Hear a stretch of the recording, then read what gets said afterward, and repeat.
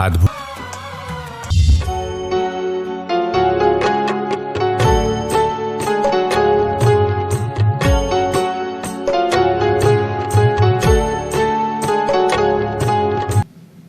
आप कुछ भी भोजन करते हैं या बहनें भोजन बनाती हैं, बहुत बढ़िया भोजन बनाती हैं, कहते हैं देखो खा के देखो कितना अच्छा, कितना स्वादिष्ट। हम भी कहते हैं बहुत बढ़िया भोजन बनाया, मसालेदार बनाया, क्या मज़ेदार बनाया, क्या स्वाद लिया। फिर लोगों को कहते हैं, ब्याह शादियों में जाते हैं, रस लेते हैं, देखो कितनी बढ़िया शादी की, कितने फूल लगाए, कितना दहेज दिया। तो कितने कर्मों का बंधन कर लेते हैं, फालतू कर्मों का बंधन किए जाते, कितना अनर्थ करते हैं। तुम्हें क्या मतलब किसी ने शादी की नहीं की, फूल लगाए नहीं लगाए, ऐसे कर्मों का बंधन करते चले जाते हैं। एक तो भोजन करना, एक रस लेके भोजन करना,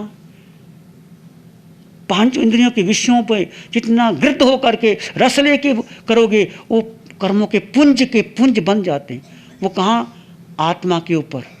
और जब निर्जित होते हैं तुम्हारे शरीर पर, तो जब तुम ध्यान में बैठते हो, संकल्प करते हो कि जब तक कौशक करते हो, वो कर्मों के पुंज जो पहले बांधे थे वो तुम्हारे देह पर आएंगे, वो कष्ट देह को होगा। फिर तुम शांत होकर के कौशक बैठे रहो, कितना कष्ट हो जाए। जब कौशक बैठते तुरंत कई बार मध्य में पीड़ा होती है, कई बार पहले होती है, कई बार बाद में होती है। वो तुम्हारे अपने किए हुए कर्म देह पर आते हैं, कष्ट होता है। फिर तुमने कौशक तोड़ दिया तो कर्म बंद थे और बंध गए। अरे तुमने समतापूर्वक कौशक करते हुए जो वो कर्म आए, आप समता में रहे तो पुंज के पुंज नष्ट हो गए। आपने सुना वाणी के अंदर कि जब आप ध्यान में होते हैं, कौशक में होते हैं, आत्मा में स्थित होते हैं, तो कर्मों के दलक तुम्हारे आते हैं, देह पर आते हैं और आप रहते हैं। तो नए कर्मों का बंधन नहीं होता और पुराने निर्जित होते चले जाते अपने आप। जैसे कि आप स्थित हो गए तो पुराने तो नए तो बनेंगे नहीं, क्योंकि आप आत्मा में स्थित हो गए। कर्मों के बंधन का मार्ग क्या है? देह, इंद्रियां, मन, बुद्धि, क्रिया प्रतिक्रिया। मैंने किया, ऐसे किया, वैसे किया। अब हम कितनी क्रिया प्रतिक्रिया करते हैं, बिना मतलब कि हम सलाह देते रहते हैं किसी को, बिना मतलब के। कोई पास में बैठा होगा, ऐसी उसके ऊपर रिमार्क कर देंगे, ये तो ऐसा है, ये तो ऐसी है, उसका घर ऐसा है। आश्चर्य होता है मुझे, शिवर करने के बाद भी ऐसी ऐसी बातें सुनने में आती हैं कि वो निरर्थक, किसी की निंदा, किसी की चुगली, किसी के रिमार्क्स करके चले जाते हैं और अपने कर्म बंधन कर लेते हैं। तो शिवर करते करते भी कर्मों का बंधन करते हैं। महाविद्य जाने का पहला मार्ग रिजु बनो, सरल बनो। महाविद्या में वही जाते हैं जो रिजु होते हैं और सरल होते हैं। तुम अपने जीवन में देखो कि मैं रिजु हूँ या सरल हूँ। यदि आप किसी की निंदा करते हो तो आप रिजु हो ही नहीं सकते, और व्यर्थ की लोग निंदा करते हैं। महाविद्या में जाना चाहते हो, सब हाथ खड़ा करेंगे, जाना चाहते हैं, मैं जानता हूँ, सब हाथ खड़े करेंगे। जाओ, अच्छी बात है, मुझे भी ले जाना, पर रिजु बनो, रिजु बनो। भगवान कहते हैं तुम देखो, तुम जानो क्या क्या कर रहे हो। मनसा वाचा कर्मणा एक रूपता होनी चाहिए। और जब भी कभी ऐसी बात हो गई, निंदा हो गई, तुरंत आलोचना कर लो। हमें ज़रूरत क्या है किसी को निंदा करने की? व्यर्थ के हम रिमार्क्स दे रहे हैं। तुम होते कौन है किसी को रिमार्क्स देने वाले? मेरा अधिकार क्या है तुम्हारे ऊपर मैं किसी को रिमार्क्स दूँ? जब केवली भगवान नहीं देते, अरिहंत परमात्मा नहीं देते, तो मैं क्या अधिकार रखता हूँ किसी को अच्छा बुरा कहने में? ये शिवर के बारे में चिंतन करो, सोचो, अपने अपना व्यक्ति, अपना आईना अपने सामने लाओ, अपना अपना आईना सामने लाओ।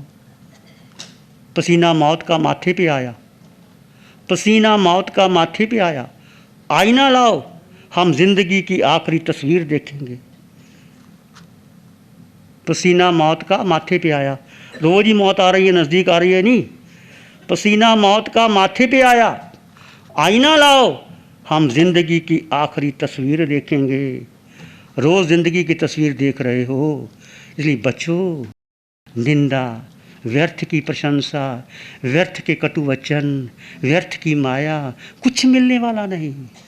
कभी किसी की निंदा मत करना, ध्यान कम कर लेना, निंदा मत करना किसी की। तुमने अधिकार किसने दिया? इसका मतलब निंदा करते हो तो तुम्हें धर्म पर श्रद्धा ही नहीं हुई। आत्मधर्म क्या कहता है? आत्मा में रमन, आत्मचिंतन, आत्मनिरीक्षण, आत्म परीक्षण। ये तुम घंटे में जो ध्यान किया, प्रभु की कृपा बरसी, और ऐसी बच्ची वीतराग साधिका निशा जी ने, जो कितना तपती है बच्ची है, यदि तुमने इसके प्रति भी कृतज्ञता ज्ञापित नहीं की तो तुम तिर नहीं सकते, कभी भी तिर नहीं सकते जिंदगी में। जिसने धर्म दिया बच्ची ने, अरिहंत परमात्मा की कृपा बरसी। शासन देवों की कृपा बरस रही है। देखो, विचार करो, हम कहाँ कहाँ जा रहे हैं, क्यों भटके हम।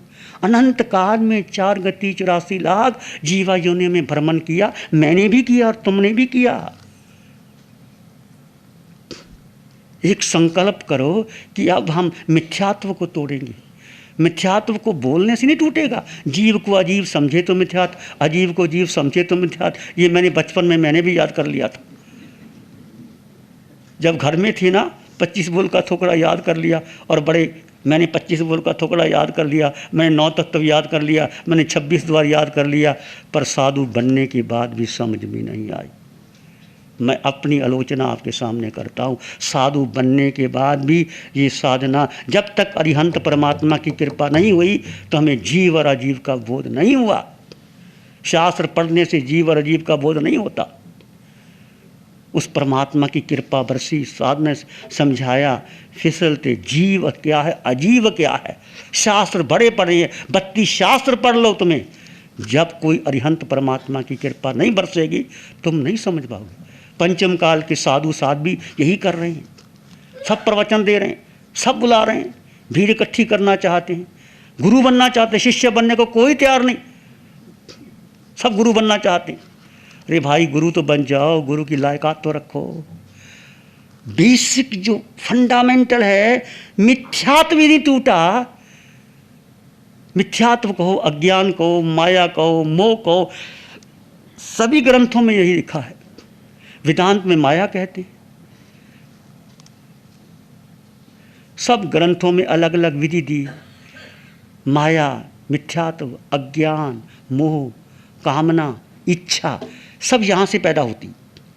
मिथ्यात्व टूट गया, जड़ टूट गई, और तुम आत्मरमण करने लगे तो जो कर्म बंधे हैं वो आएंगे, और नए कर्म नहीं बनेंगे। नए कर्म बंधेंगे तो सुबह शाम उसकी आलोचना करो। जो जो मैंने इस जन्म में, पहले जन्मों में किसी को कष्ट दिया, इस जन्म में जिससे भी आपने माया की, कड़वा वचन बोला, तीखा वचन बोला, जाओ उसके पास क्षमा मांगो, हल्के हो जाओ, क्या फ़र्क पड़ता है। और जब तुम शरीर हो ही नहीं तो अहंकार किस बात का। जब मैं शरीर नहीं हूँ, मैं शिव मुनि नहीं, भगवान क्या कहते हैं, ये देह, ये बुद्धि, ये मन, ये लिंग।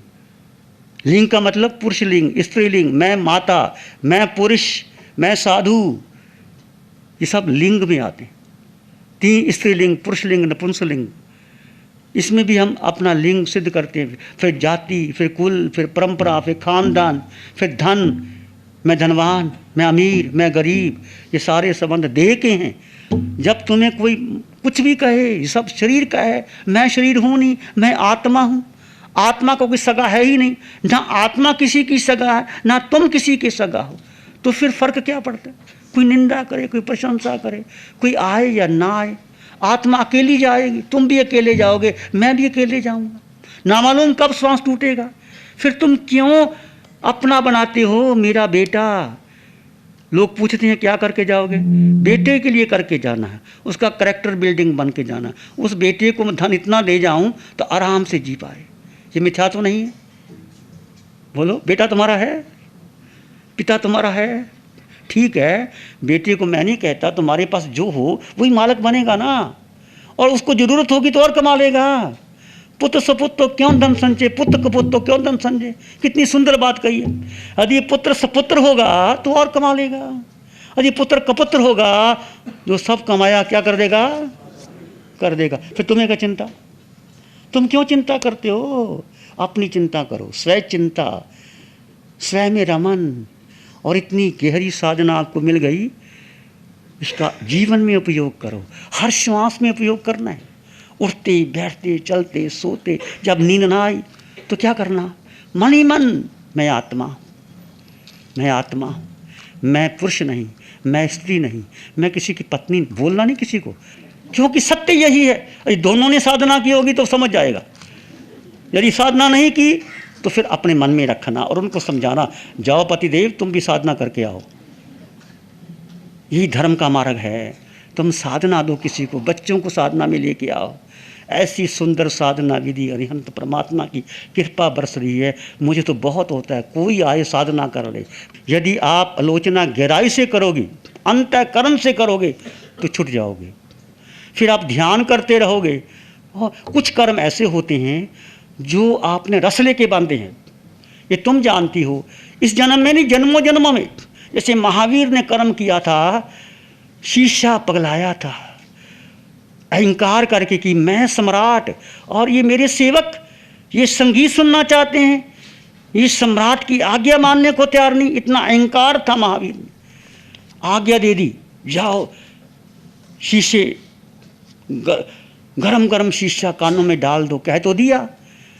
वचन उनके थे, तड़पते बेचारे वो इतना अहंकार से किया गया कर्म महावीर ने को कानों में कीले ठुकलाने पड़े। अरे ऐसा कोई कर्म आता है, वो भी उदा में आएगा और तुम स्वीकार कर लोगे तो निष्ठ होंगे।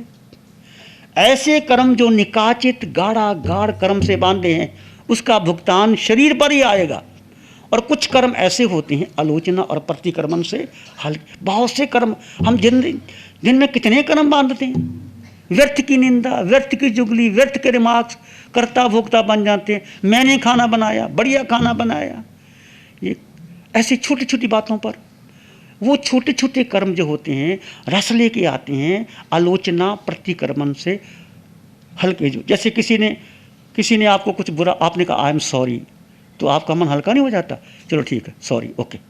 ऐसी आलोचना प्रतिक्रमण है। प्यारी गुरुवाणी है, बड़ी ही सुहानी है। ध्यान करेंगे, आंखें बंद, मन वचन काया शांत, शरीर शांत, विचार शांत, सृष्टि शांत, वातावरण शांत, हर दिशा हर किनारा शांत, शांत शांत शांत। सिर के सिरे से पांव के अंगूठे तक अपने भीतर शुद्ध चेतना का एहसास कीजिए। तुम केवल केवल केवल आत्मा हो।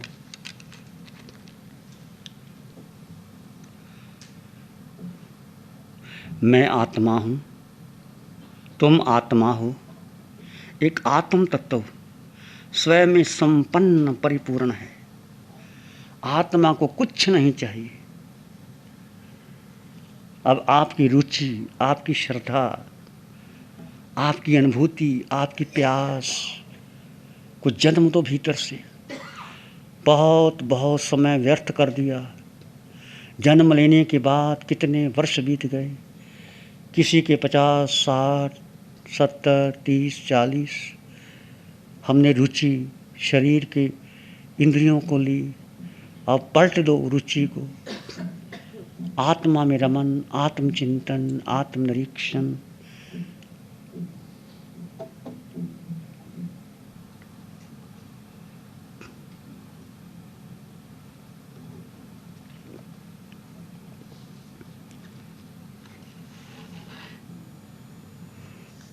मैं आत्मा हूँ, तुम आत्मा हो, सब आत्मा हैं। वही आत्मा जो अरिहंतों में है, सिद्धों में है, महावीर में। महावीर सिद्ध, बुद्ध और मुक्त हो गए। यदि आपकी प्यास है मुझे भी सिद्ध गति में जाना है, तो आपकी रुचि जो संसार के प्रति है उसको बदल दीजिए। इंद्रियों के विषयों के प्रति रुचि को बदल दीजिए। आत्मा में सुख है, आत्मा में ज्ञान है, आत्मा में शक्ति है, आत्मा में अनंत करुणा और मैत्री है। इस पर विश्वास कीजिए, अटल विश्वास कीजिए, अटल श्रद्धा कीजिए। ये शरीर शमशान की राख होगा। इसके लिए हमने क्या क्या नहीं किया, फिर भी शरीर बदलता है। आप देखिए, जन्म से लेकर अभी तक कितना शरीर बदल गया तुम्हारा। जिसको आपने अपना माना था वो शरीर बदल गया, इंद्रियां शिथिल हो रही हैं, पर आत्मा में कोई परिवर्तन नहीं होता। आत्मा सब में समान है, किसी भी गति में चली जाए उसको कर्मों का भुगतान देना होता है, क्योंकि रस लेकर के हमने कर्म बंधन किया, देह ने रस लिया, इंद्र ने रस लिया, आत्मा की उपस्थिति में लिया, इसलिए भुगतान करना पड़ेगा। निश्चित मानिए, आत्मा पर श्रद्धा कीजिए। इसमें एक लंबा गहरा श्वास लें, अरिहंत परमात्मा के चरणों में अनंत कृतज्ञता ज्ञापित कीजिए। एक और लंबा गहरा श्वास, अरिहंत परमात्मा के चरणों में नमन और वंदन। दोनों हाथों को आंखों पे ले जाएं, हल्का सा स्पर्श। प्यारी गुरुवाणी है, बड़ी ही सुहानी है। नमो अरिहंतानंग, नमो सिद्धानंग, नमो आर्यनंग, नमो जैन, नमो लोय सत्साहुनंग, धम्मो मंगल मुखिठमा हिंसा संयमो तपो, देवाभित्तं नमं संति जस धम्मे श्यामनो। श्री चत्तारी मंगलम, अरहंता मंगलम, सिद्धा मंगलम, साहु मंगलम, केवली पाणत्तो, धम्मो मंगलम, चत्तारी लोकोत्तम, अरहंता लोकोत्तम, सिद्धा लोकोत्तम, साहु लोकोत्तम, केवली पाणत्तो, धम्मो लोकोत्तम, चत्तारी शरणं पवज्जामि, अरहन्ते शरणं पवज्जामि, सिद्धे शरणं पवज्जामि, साहु शरणं पवज्जामि, केवली पाणत्तं धम्मं शरणं पवज्जामि। चारे शरण दुख हरण, रण शरणा जो भव्य प्राणी करे आराधन उसका, अजर अमर पद उसका सदा मंगल हो।